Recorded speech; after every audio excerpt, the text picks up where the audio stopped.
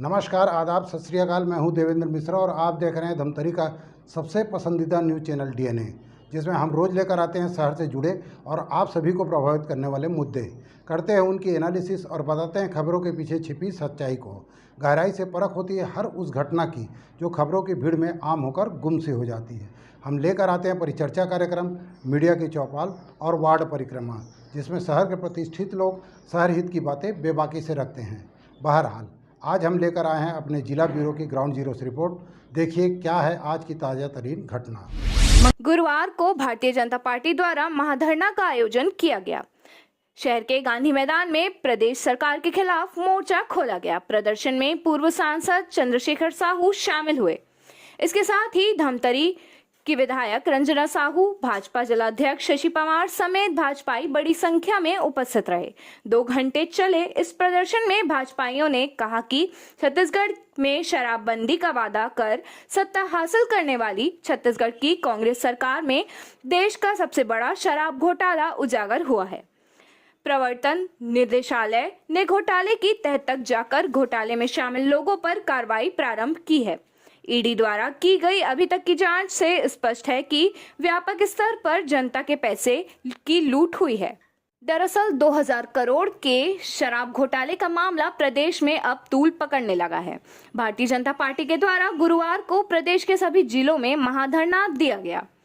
धमतरी के गांधी मैदान में वक्ता के रूप में पूर्व कैबिनेट मंत्री एवं पूर्व सांसद चंद्रशेखर साहू ने छत्तीसगढ़ सरकार में लगातार उजागर हो रहे घोटालों पर आक्रोश व्यक्त करते हुए कहा कि प्रदेश में सीएम शब्द के मायने बदलकर कलेक्शन मास्टर हो गया है। कोयले में वसूली, रेत में वसूली, शराब का घोटाला, गोबर में घोटाला, खनिज का घोटाला, नित नए घोटालों में सरकारी मशीनरी लगी है। ईडी जैसी स्वायत्त संस्था पर आरोप लगाने वाली कांग्रेस का भ्रष्टाचार अब खुलकर जनता के सामने आ चुका है। सरकार पूरी तरह से बेनकाब हो चुकी है। मित्रों, आज 11 मई है। आज के दिन ठीक 25 साल पहले जब इस क्षेत्र से हम लोग प्रतिनिधित्व कर रहे थे, लोकसभा में थे, परमाणु विस्फोट अटल जी की सरकार थी।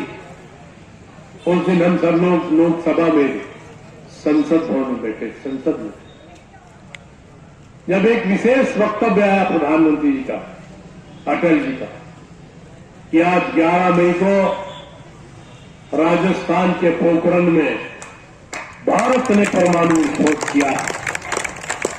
11 मई और 13 मई का ऐतिहासिक दिन, उस दिन का हम लोग याद करें। और उसके बाद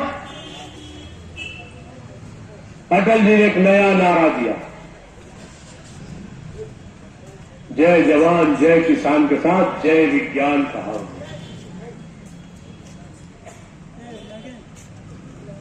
और उस समय तत्कालीन राष्ट्रपति एपीजे अब्दुल कलाम साहब, उसके नेतृत्व में परमाणु विस्फोट किया। और उसके बाद से लगातार अटल जी के समय हो, चाहे वर्तमान हमारे प्रधानमंत्री नरेंद्र मोदी जी के नेतृत्व में कुछ फैसले हो, भारत को सशक्त किया।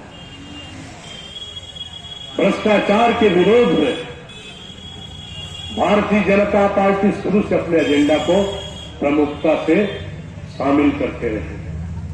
और इसीलिए आज जब प्रदेश की जनता ने मैंडेट दिया, जनादेश दिया, तो उस समय शराबबंदी का प्रमुख मुद्दा हमारे महिला मतदाताओं के बीच में, प्रदेश की जनता के बीच में था। हमारे सभी वक्ताओं ने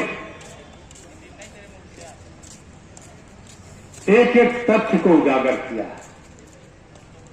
एक एक विषय पर, एक एक बिंदु पर आपसे चर्चा की और आपके माध्यम से इस विषय को वहां तक ले जा रहे हैं जो वास्तविक अदालत है, जनता की अदालत। ये बहुत सारे भ्रम फैलाने की कोशिश कर रहा है। जब भी ईडी का कोई छापा पड़ता है, मुख्यमंत्री जी प्रेस के माध्यम से ईडी की आलोचना करते हैं।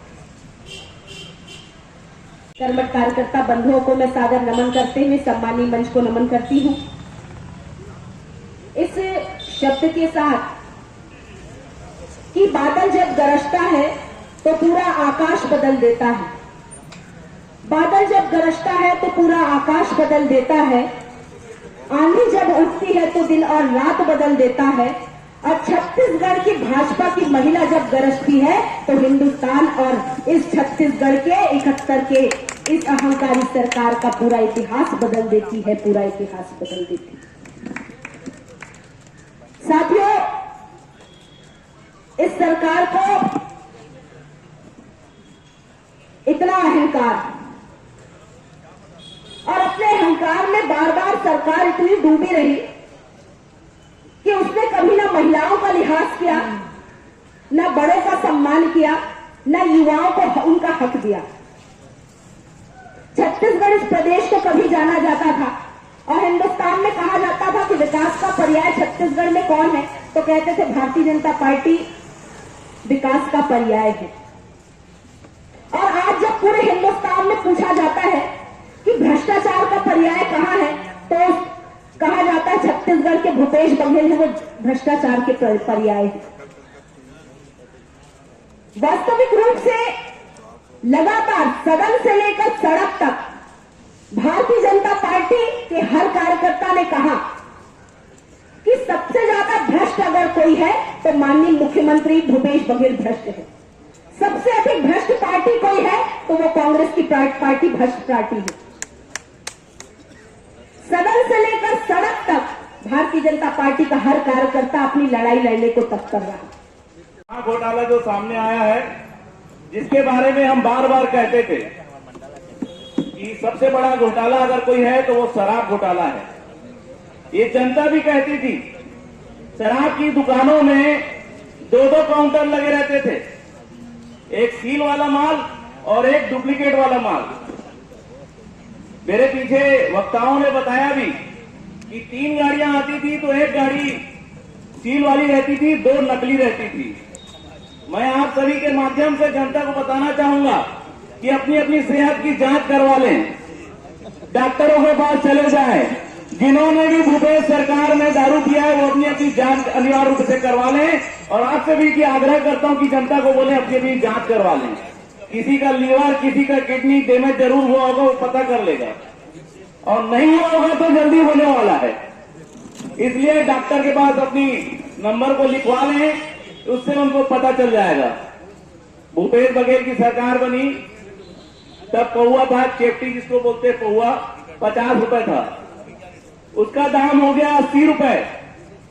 नकली माल, उसके बाद तेजी भी आ गई, और तेजी भी ऐसी की 30 रुपए की, जिसके बारे में किसी ने कुछ नहीं कहा। कहते भी कैसे, क्योंकि उनको माल दारू मिल रहा था। उनको डर था कि भूपेश बघेल ने वादा किया है कि शराबबंदी करूंगा, लेकिन उनको मालूम नहीं था ये ढकेल बघेल है, ये लबरा आदमी है, अपने कोई वादे को पूरा नहीं करेगा।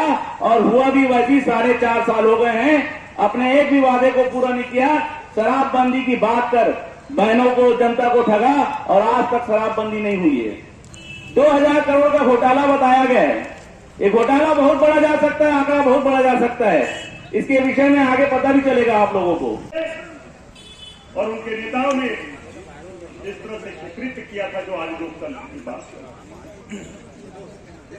हमारे बीच में मंच में हमारे पूर्व प्रदेश के मंत्री और पूर्व जिलाध्यक्ष निरंजन सिन्हा जी वरिष्ठ नेता हैं, हमारे प्रदेश के मंत्री रामू रोहरा जी, बालू चंद्रा, मैं सबको प्रणाम करते हुए, अभिनंदन करते हुए, शराब घोटाला हम बता रहे हैं 2000 करोड़ का, हो सकता है ज्यादा का। ये केजरीवाल के कहानी को आगे बढ़ाने वाले लोग हैं। केजरीवाल ने मुफ्त की बात की, सरकार बना लिया।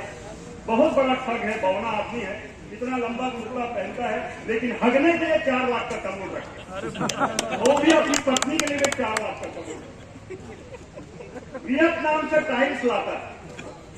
कि ये दिखाने के लिए अलग है, दिखाने के दांत इनके अलग हैं, और उसी तर्ज पर किसानों को भरमाया, बेरोजगारों के लिए भत्ते की बात कही।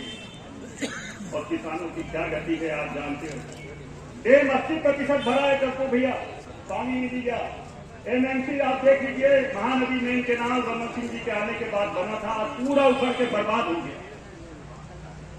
कोई भी केनाल में, कोई भी नाली में, कोई सुलापा में काम नहीं हुआ। हमने एनीकट बनाए, बांध बनाए, स्टॉप डैम बनाए, चेक डैम बनाए इन 15 सालों में, और 90 की सरकार में भी बनाए और 77 की सरकार में भी बना, लेकिन बीच में कोई सिंचाई के साधन में आज 4.5 साल में कोई विकास नहीं किया। जी, भारतीय जनता पार्टी का महाधरने का आयोजन हर जिला मुख्यालय में आज संपादित हुआ है।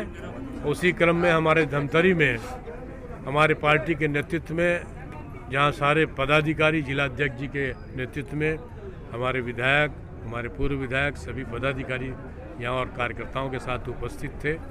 ये धरना में सारे तथ्यों को वक्ताओं ने रखा है और जो लगातार शराब घोटाले में अवैध शराब, अवैध वसूली, अवैध उत्खनन, अवैध परिवहन के मामले में वसूली, इन सारे मामलों को लेकर भारतीय जनता पार्टी विशेष जांच के गठन की मांग करती है और इसको ज़रूरत पड़े तो हम लोग सीबीआई के सौंपने की मांग करेंगे।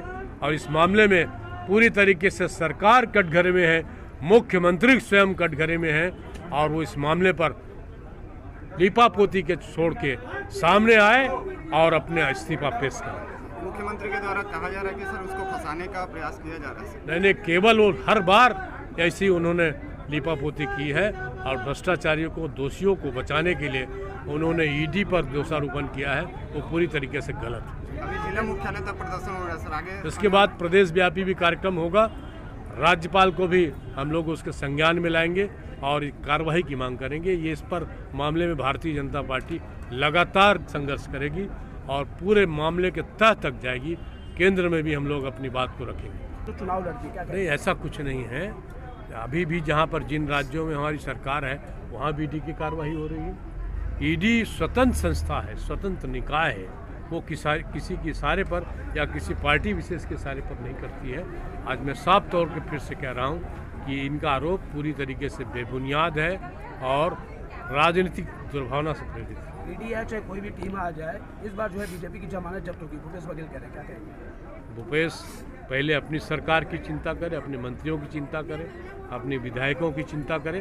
भारतीय जनता पार्टी केवल चुनावी पार्टी नहीं है, वो नरेंद्र मोदी के नेतृत्व में फिर से 2023, 2024 और लगातार भारत में लोकतंत्र की मजबूती के लिए, भारत की मजबूती के लिए आगे बढ़ेगी। बहुत बहुत धन्यवाद। भाजपा के राज्य सरकार के खिलाफ धरना प्रदर्शन किया।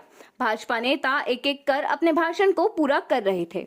धरना के मुख्य वक्ता पूर्व सांसद चंद्रशेखर साहू जब भाषण दे रहे थे तभी धरना स्थल पर बंदर आ पहुंचे। पहले एक बंदर आया और मंच की रेलिंग पर जा बैठा। इसके बाद और कई सारे बंदर आए और मंच में जा बैठे। बंदरों को मंच पर आने से अचानक ही स्थिति बदल गई। इस दिलचस्प नज़ारे के बीच भाषण का विषय भी बदल गया और सभी भाजपाई अपनी जगह से खड़े होकर जय बजरंगबली के नारे लगाने लगे। धमतरी विधायक रंजना साहू ने बंदरों के मंच पर आने पर कहा कि ये तो बजरंगबली जी का आशीर्वाद है।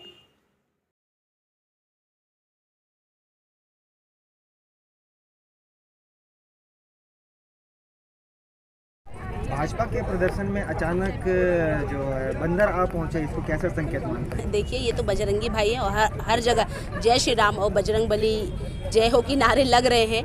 तो और मैंने तो अपने भाषण में इसका उल्लेख भी इस समय किया था कि अभी कुछ दिन पहले जिस प्रकार हमारे बजरंग दल के भाइयों को जिस प्रकार अंदर कर दिया गया था, उनके परिवार के बिना जानकारी के ऐसी धाराएं लगाए थे कि उन परिवार के माता पिता भी काफ़ी आहत हुए थे। तो ये मान के चलिए कि ये तो बजरंगबली का आशीर्वाद है जो हमारे धरने पे पहुंची है। तो ये था शहर में घटने वाली खबरों का सार। हम लेकर आते रहेंगे अलहदा तरीके से हर उस घटना को और एनालिसिस करते रहेंगे खबरों की। आप बने रहिए हमारे साथ डीएनए न्यूज़ पर। हमें उम्मीद है कि आपकी विश्वास की कसौटी पर हम सदा खरा उतरेंगे। ये आपका अपना चैनल है। जय हिंद, जय छत्तीसगढ़, जय धमतरी।